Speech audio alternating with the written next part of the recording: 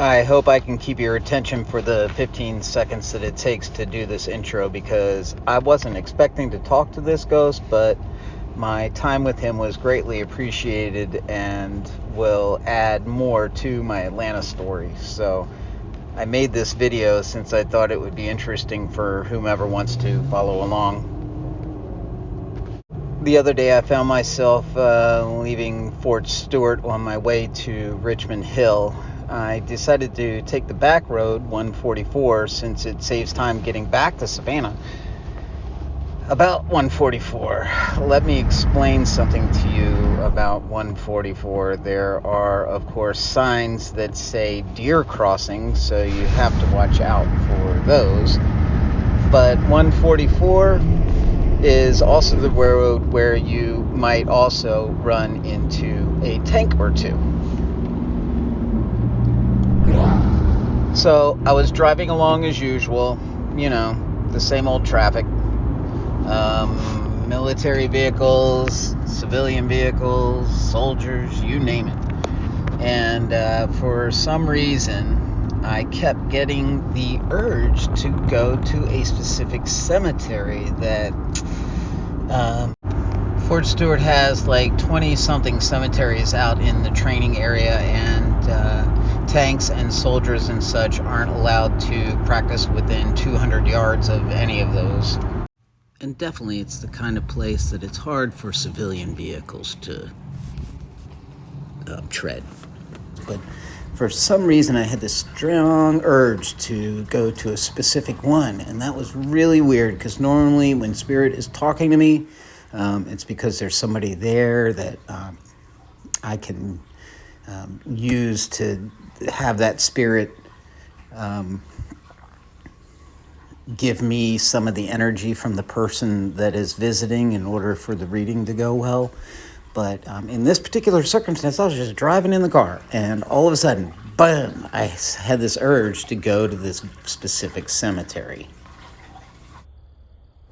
And believe me, it was no cakewalk to talk to this ghost. I mean, there were puddles half the depth of the car, and trail after trail of treads deeper than my footstep. It was crazy.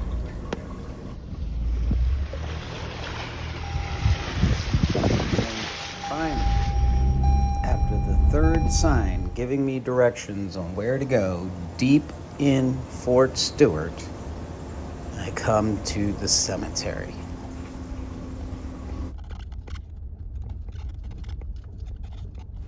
This is Trinity Cemetery on the Fort Stewart training area. And if you GPS Trinity, Georgia, it'll point right to it.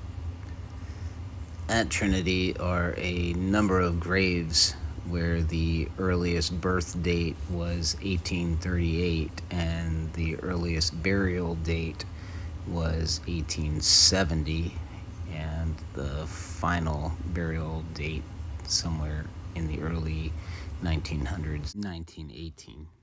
It's the latest one that I found. And there weren't a lot of graves in this particular cemetery, but it is one of the larger ones on Fort Stewart. But I was there to speak to one spirit in particular, as if I was called there to talk to him. And when I discovered who it was, I realized that he called me there to talk to me about my Atlanta story. Private Sapp joined the 25th Georgia Infantry in Savannah, Georgia in 1861 at the beginning of the Civil War, and was with the infantry all the way through the Battle of Kennesaw. So I can't say that he saw Ambrose Bierce being shot, and I know for sure he wasn't the sharpshooter holding the gun, but he was with the 25th when they were at Kennesaw after being assigned to Brigadier General Stevens' position at a place now referred to as Pigeon Hill. It's become it became a significant conversation that I had with him in regards to some of the details of that part of my story.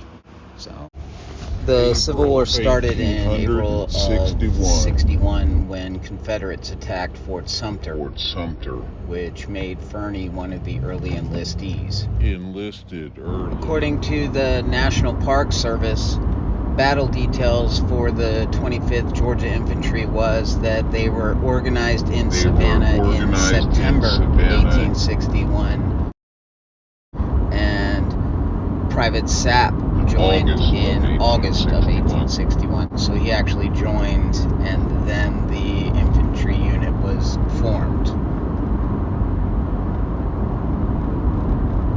Fernie was also with the 25th Georgia when they fought at Pigeon Hill, one of the battles at Kennesaw Mountain.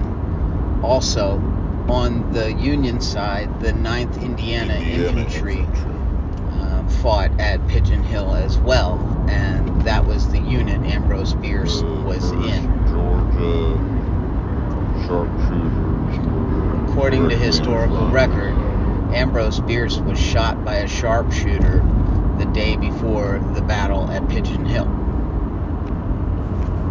So somehow, in the grand scheme of things, I wrote a story about Ambrose Bierce being shot at Kennesaw Mountain, and 2.5 years later, I run into the grave of a guy that was there. Just seems unreal.